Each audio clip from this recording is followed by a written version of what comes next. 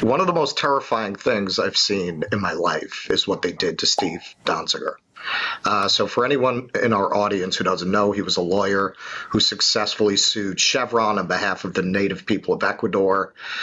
Subsequently, the judgment was overturned. It was Chevron opened a suit against him in the U.S.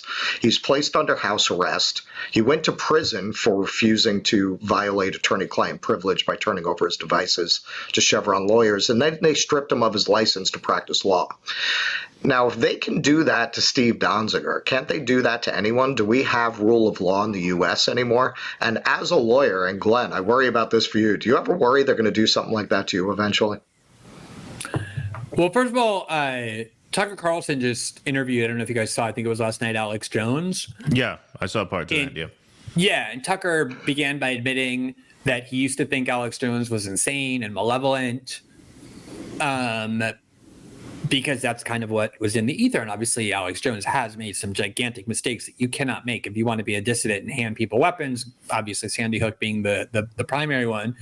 But nonetheless, Alex Jones is like the canary in the coal mine. In 2018, that was the first time big tech companies really got together and depersoned someone. They all got together and decided they were going to ban Alex Jones, and then shortly after banned Milo Yiannopoulos. And obviously the assumption was, as long as we do this to people who are sufficiently hated, people are going to accept the framework because they like it in this case. And before anyone knows it, we'll then take that framework and obviously start expanding it inward. And that's obviously what they did. Peter Thiel was on the board of Facebook at the time, was one of the very few people to object and say that.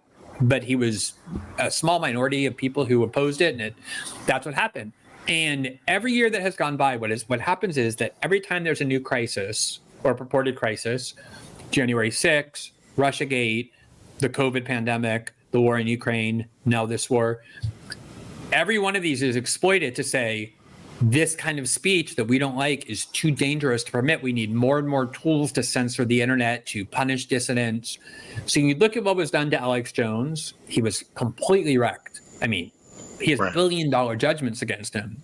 Look at what was done to Julian Assange. He's rotting in a prison. He will never recover fully from what was done to him if he ever gets out at all. Right. So you look at what is done to actual dissidents in the West, in the United States, and you immediately know that all of these freedoms are completely illusory. They have all been eroded. If you're an effective dissident, I mean, thankfully I haven't had the kind of thing done to me that was done to Julian. I mean, Edward Snowden's in exile in Russia, but I've been, there was a lot of reporting about what the U.S. government was trying to do when we were doing the Snowden reporting, including creating theories to try and prosecute me. The British detained my husband under an anti-terrorism law and threatened to prosecute him as a terrorist. There was all kinds of spying on us going on. The reporting I did in Brazil ended up in my criminal indictment. I was charged with 126 felony counts that would have put me in prison for, 200 years as part of the conspiracy. And only because of a Supreme Court ruling was that those charges rejected by a judge who made very clear he wishes he didn't have to throw the case out. And so if you are a real dissident, if you are somebody who is exercising your right in a way that is effective to spread dissent, you absolutely will be destroyed.